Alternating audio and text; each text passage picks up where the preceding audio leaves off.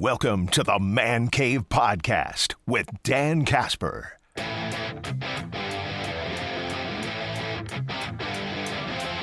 Well, let's do some local sports roundup brought to you by Carpet City Flooring Center. And we also had the high school football playoffs for 11-player kickoff this past Friday. D1, start off there. Chippewa Falls gave number one Waunakee all they could handle.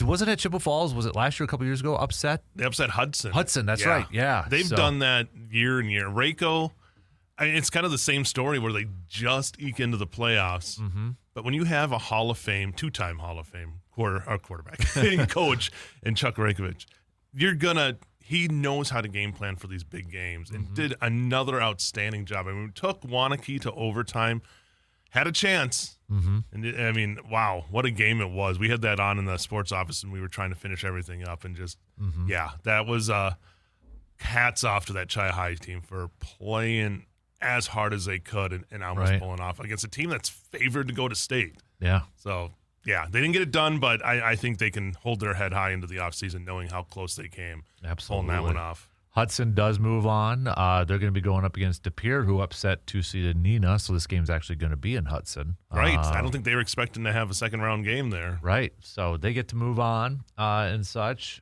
Division II-wise, River Falls, top seed, moves on. New Richmond also moves on. So and Rice Lake on the bottom half of that bracket also moves on. Yeah, some big Rivers teams that'll move on. And all three of them get to host again, too. So, that shows you how tough this conference has been this year, and to see those three. Rice Lake, the road's the road has been tough D3 wise. D2, it's tough as well, and they're showing Dan Hill, another great coach there, just continuously getting that Warriors team to just find playoff success and getting a win in D2 and now still having a shot. Wauwatosa East is going to be a tough game, but they got a chance. Yeah.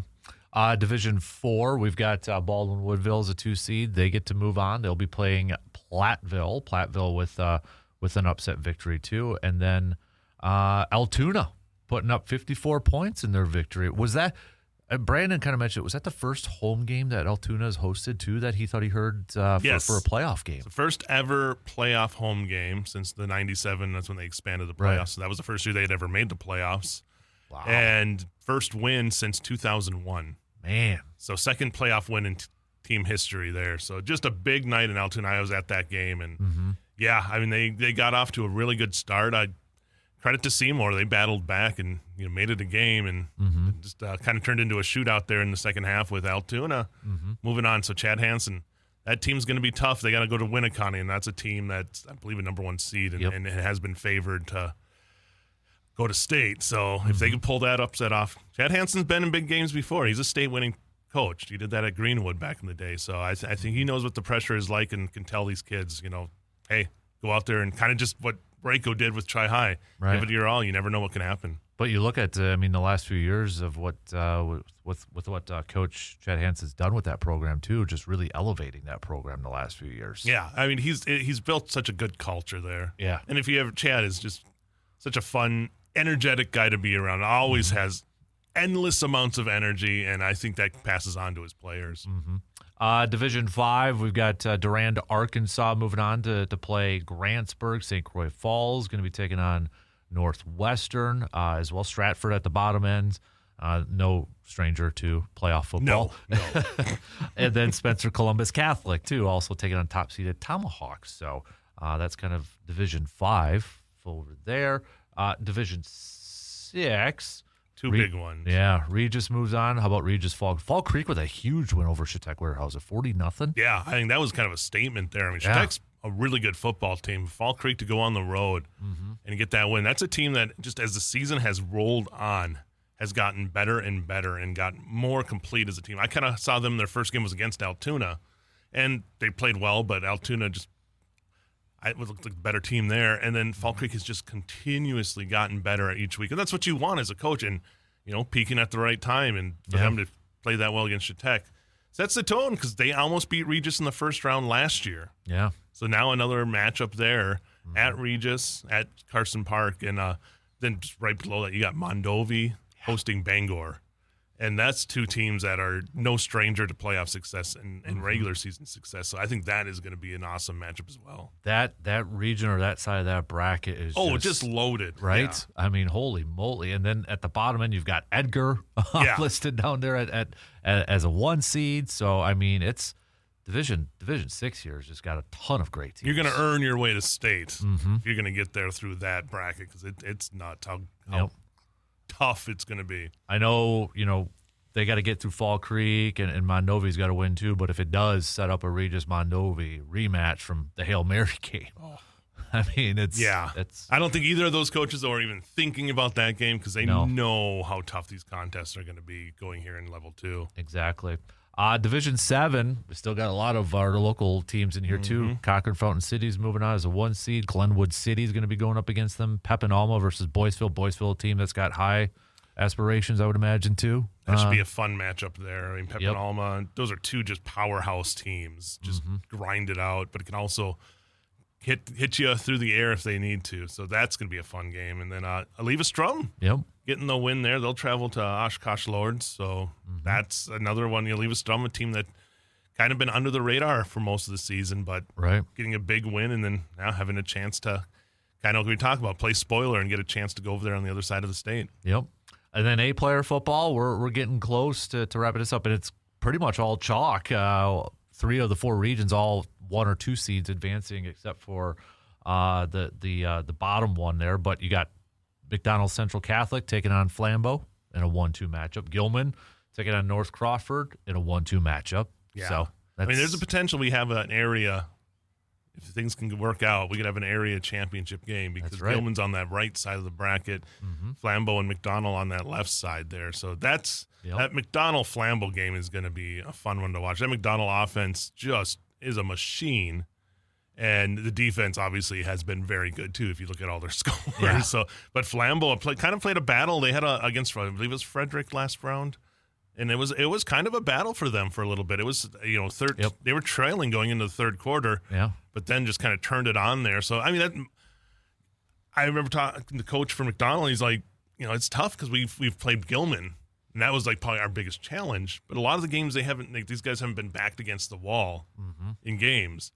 I think this could be a grinded out game with Flambeau. Maybe not your normal 8-player, high-scoring game. It could be one of those that's just pretty low, and we'll see, though. It's going to be fun to see. Then Gilman, just again, that team hasn't missed a beat since going from, they were a good, we always talk about, they were a good 11-player team, and they've been continued that on into the 8-player. Yeah, they have. That definitely. So, volleyball, a lot of local Eau Claire teams getting some regional finals this past weekend, too. I mean, it's probably no big surprise, right? I mean, it's such a great, fantastic volleyball high school scene. It is. Yeah, I mean, we've got Bloomer. We look at D1. You have River Falls and New Richmond will match up. Spash and Hudson. That will be at Menominee in a regional or sectional semifinals there. D2, Rice Lake will take on St. Croix Falls. Rice Lake, Ellie Shep, that's a team that has all the talent in the world. D3, Bloomer, they'll have a tough task, but they have to go up to Grantsburg there. And then D4, Regis versus McDonald. A lot of rivalry games for Regis this week. And then Blair Taylor versus CFC and D5. Emmanuel coming all the way back from down 2 sets to none to get the win over Owen Withy. And they'll take on Wausau Newman, travel on over to Newman there. So in Prairie Farm and Turtle Lake as well. So we got all that going on Thursday. Also Thursday you have soccer. And D1, it's inevitable. Memorial, Hudson in the sectionals, the sectional semifinals. They'll meet Thursday night. River Falls and New Richmond. So got 2 BRC matchups there right away. And another BRC team in Rice Lake will be taking on Somerset too. So, yeah, it got Amory still alive as well, and Arcadia number 1 seed there in D4. So a lot of teams still out there battling for championships. Yeah, no kidding. Wow. As you mentioned a little bit earlier, too, tennis kind of wrapping up, too, with the state, team state this past weekend. Altoona, well represented, that's such a great program over there, too. Yeah. So Greg Emerson's done just an outstanding job, and they had to win all their singles matches. Their last 3, the 2, 3, and I think the last 4, last 3, all went to tie breaks. and they won all 3 tie breaks to end up getting the victory 4-3. So, and St. Mary's Catholic, I believe, was who they were playing. And then they ended up falling into Shorewood in the championship. But, I mean, that's the success, a level of success Altoona has not received. And for them to go down there and do that, congratulations to them. Well-deserved and hard work for them. And, again, Memorial as well, going back, I think it was the 24th time that Litcher has taken that team to Team State. Just amazing run. Wow. And then, as you mentioned, cross-country state coming up this weekend, too. Yes, so, and I'd say Lauren McCullough from Menominee continuing her just run of domination in those races. Just outstanding athlete, Menominee as a team, then Bloomer as a team. I say Bloomer going down there, and they'll have a chance. I'm moving up a division, and now having to battle with the D1 teams, which is, for Bloomer, just to say Bloomer in D1, you don't really think of that. Right. But and they've still continued to find success. So Carly's done a great job coaching. Oh, she has done an excellent job. So and they had some hardship. The Hartman sisters had running their hearts out, but still being able to make it there. That's great. And so we'll see what happens there on Saturday in Wisconsin Rapids. Yep. College-wise, just a quick note. I know UW-Eau Claire fell to River Falls. Stout getting a victory over your alma mater, the Pointers. Over this past weekend, too. But WEAU Conference continuing to show its depth and dominance for a lot of these teams. I mean, I think La Crosse got the win as well. Just a dominant win over Oshkosh, so they should move up pretty well. I mean, Stout should probably move up, too. So River Falls, I was at that game, the Blue Gold River Falls game, and that team with Blaha, and that they were a machine there for, credit to Helder for getting those 3 touchdowns. I think it was me. I left. I admit it. I left. I had to go shoot a soccer game. And then as soon as I got back to the station, I'm like, they scored 3 touchdowns in 5 minutes. So credit. I give them a lot of credit. And I think that shows fight. Yep. I mean, 73-21 is not a score that you want to, you're going to be happy about. Right. But for them to go get down 42-0 and then show that fight at the end of the half, I think, again, it's been a rough stretch for the Blue Golds, but I think if you go to those games and you watch it, you see the growth of that team, and it continues. And then we're entering the final couple weeks here of the regular season for volleyball for the Blue Golds, too. With just 4 more matches left on the schedule. 2 of them going to be at Sonotag. Coming up, we got Stevens Point on Wednesday, then Platteville the following Wednesday, then St. Olaf, and then Oshkosh, number 3 Oshkosh, to wrap up the regular season. Then you got the WEAU tournament, but you're talking about a 24-2 Blue Gold volleyball team right now? Knocking off top 10 teams, just playing great volleyball. And it's really, again, you talk about a team that they're so deep. And you think you have somebody shut down, but somebody else can be the star. Any one of those games, somebody else can step up and be the star of that team. And that's what you find with great volleyball teams, because you're going to try to shut down the big stars. Right. But it's when other people can step up and continue, and it doesn't seem like they really lose anything. And a team that has faced so much adversity and battled back and got wins against big teams with that adversity. Kim Woody's got that team playing great, and it's going to be I think this is a team that's built to go deep into the postseason, and we'll see what happens here. That's your local sports roundup, brought to you by Carpet City Flooring Center.